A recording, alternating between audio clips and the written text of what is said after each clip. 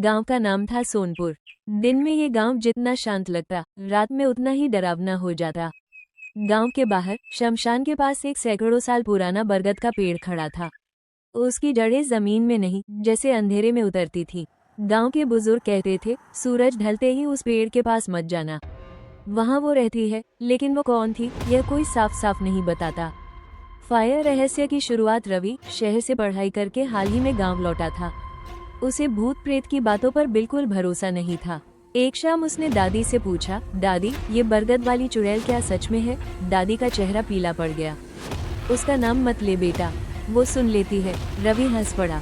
दादी ये सब डराने की बातें हैं। दादी ने कांपते हाथों से दीपक जलाया और कहा, अगर सच जानना है तो आज अमावस की रात देख लेना, लेकिन लौट पाएगा या नहीं ये मैं नहीं जानती। हंसिया चांद अमावस की रात के ठीक 12 बजे रवि मोबाइल और टॉर्च लेकर बरगद की ओर बढ़ा। चारों तरफ सन्नाटा था, कुत्ते तक नहीं भौंक रहे थे। जैसे ही वो पेड़ के पास पहुंचा, हवा अचानक ठंडी हो गई। बरगद की जड़ों से चूड़ियों की खनक सुनाई दी। कोई है? रवि ने आवाज लगाई। तभी पेड़ के पीछे से एक औरत निकली। उसके बाल जमीन तक लटके थे, पैर उल्टे थे, आंखें जलती हुई लाल। वो बोली, रवि मुझे पहचानते नहीं? रवि कांप गया। तुम मेरा नाम कैसे जानती हो? वो हंसी, ऐसी हंसी जैसे हड्डियां चटक रही हूँ। मैं लक्ष्मी हूँ, इसी गांव की। 20 साल पहले इसी बरगद के नीचे मुझे जिंदा जला दिया गया था। उसकी आवाज में दर्द था। मेरी गलती बस इतनी थी कि मैं सुंदर थी और गांव वालों को मुझसे डर लगता था। अचानक बरगद की जड़ें जिंदा हो गईं। रवि के पैर जकड़ लिए गए। जो सच सुनता है वो बचता नहीं, चुड़ैल ने कहा। रवि चिल्लाया, मुझे माफ कर दो, मैं सबको सच बता दूंगा। चुड़ैल कुछ पल चुप रही, फिर बोली, अगर सूरज उगने से पहले गांव छोड़ दोगे तो जिंदा रहोगे। सूर्यास्त अंत या शुरुआत? रवि किसी तरह भागकर घर पहुंचा। सुबह होते ही वो गांव छोड़ गया। लेकिन कुछ दिन बाद सोनपुर में फिर खबर फैली, बरगद के नीचे एक नई परछाई दिखने लगी है। इस बार वो दो हैं, और आज भी लोग कहते हैं जो अमावस की रात बरगद के पास जाता है वो या तो लौटता नहीं या फिर किसी और रूप में लौटता। सोनपुर गांव को रवि के जाने के बाद चैन नहीं मिला। अब बरगद के पास रात में दो परछाइयां दिखती थी, कभी हंसी, कभी रोने की आवाज, और कभी किसी का नाम लेकर पुकारना। रमेश, गीता, सरपंच। जो नाम पुकारा जाता, अगले ही दिन वो इंसान बीमार पड़ जाता। गांव के पुजारी ने कहा, अब चुड़ैल अकेली नहीं रही, उसने किसी को अपने जैसा बना लिया है। सरपंच को याद आया, रवि के भागने की रात बरगद के नीचे किसी आदमी की चीख सुनाई दी थी। क्या रवि? सरपंच के होंठ कांप गए। 3 महीने बाद एक काली रात को सोनपुर की सीमा पर कोई खड़ा था।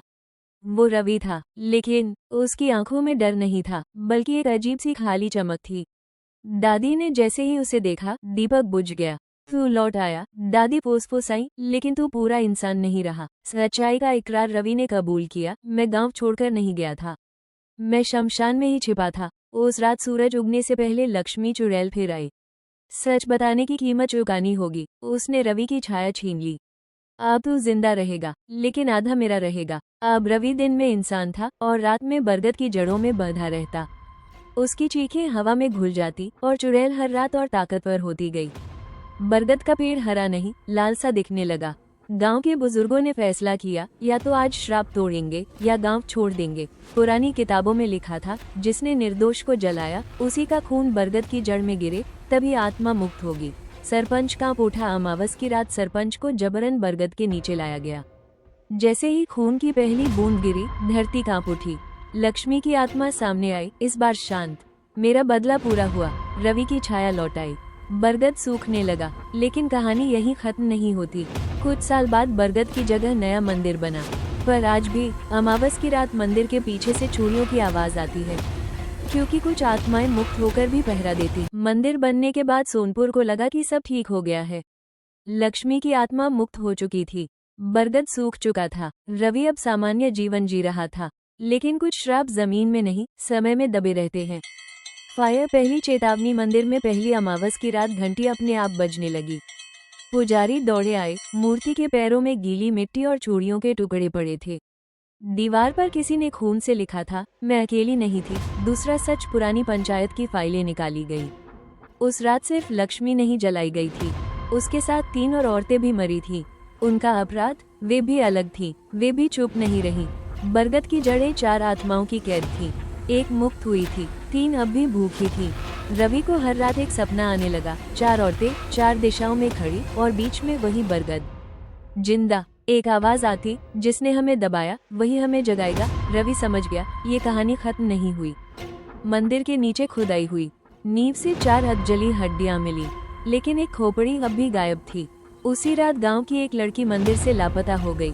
पदचिह्न नई मेहमान लड़की सुबह लौटी, लेकिन उसकी चाल, पैर पीछे मुड़े हुए। वो बोली, बरगद को काट दिया, लेकिन जड़ें अभी सांस ले रही हैं। अब सोनपुर में 4 नहीं 5 परछाइयां थी। हंसिया चांद आखिरी निर्णय। बुजुर्ग बोले, या तो इस गांव को जला दो या आत्माओं को शरीर दो। रवि आगे आया, अगर शरीर चाहिए तो मैं हूँ। बलिदान। अमावस की रात रवि बरगद की पुरानी जड़ों पर लेटा। चारों दिशाओं से परछाइयां आईं। उसकी सांस रुकी, हवा थम गई, और फिर एक साथ 4 चीखे। सुबह हुई तो रवि नहीं था, मंदिर शांत था। आखिरी लाइन, एंडिंग। आज सोनपुर में कोई चुड़ैल नहीं है, कोई परछाई नहीं, लेकिन गांव छोड़ते वक्त एक चेतावनी लिखी है, यहाँ रात में रुकना मना है, क्योंकि कुछ लोग गांव बचाने के लिए अब भी जाग रहे हैं। लोगों को लगा था कि सोनपुर अब सुरक्षित है। बरगद सूख चुका था, रवि बलिदान दे चुका था, आत्माएं शांत हो गई थी। लेकिन गांव में एक कहावत थी, जब जमीन खामोश हो जाए तब समझ लेना वो नीचे सांस ले रही है। 5 साल बीत गए। सोनपुर के पास एक नया रास्ता बना। सरकार ने सड़क चौड़ी करने का आदेश दिया। एक रात बुलडोजर चला। जैसे ही मशीन ने जमीन खोदी, लोहे के पंजे किसी हड्डी से टकराए। ड्राइवर ने चिल्लाकर मशीन रोक दी। मिट्टी हटाई गई। नीचे बरगद की एक जिंदा जड़ अब भी धड़क रही थी। उसी रात ड्राइवर का शव मिला। उसकी आंखें खुली थी और मुंह से रेत निकल रही थी। सीने पर उंगलियों से लिखा था, जड़ को मत छुओ। लड़की बच्ची का डरावना सच। गांव की एक 7 साल की बच्ची रात में नींद से उठकर बोलने लगी, माँ। वो औरत फिर रो रही है। कौन औरत? माँ ने पूछा। बच्ची बोली, जिसके बाल पेड़ जैसे हैं और जो कहती है, रवि अभी पूरा नहीं मरा। या कुछ और? अगली अमावस की रात शमशान के पास किसी को देखा गया। लंबी परछाई, झुका हुआ सिर और पैरों के निशान उल्टे। गांव वालों ने देखा, वो शक्ल रवि जैसी थी, लेकिन उसकी आंखों में अब इंसान नहीं बचा था। भयानक सच्चाई। पुरानी तांत्रिक किताब फिर खोली गई।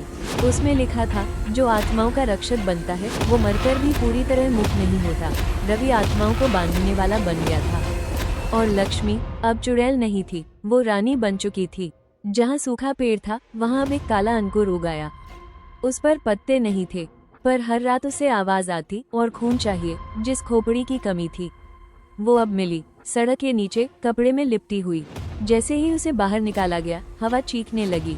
अब 4 नहीं 5 आत्माएं जाग चुकी थी। तो दोस्तों, ये थी बरगद की चुड़ैल की आज की कहानी अमावस्या। लेकिन क्या सच में कहानी यहीं खत्म होती है? Smile with horns. अगर आपने ध्यान दिया हो तो कहानी के आखिरी हिस्से में बरगद की जड़ें फिर से जिंदा होने लगी थी और एक नया पहरेदार जन्म ले चुका था। अब सवाल यह है, उंगली से नीचे की ओर इशारा, उंगली से दाहिनी ओर इशारा, क्या ये पहरेदार अच्छा है या बुरा?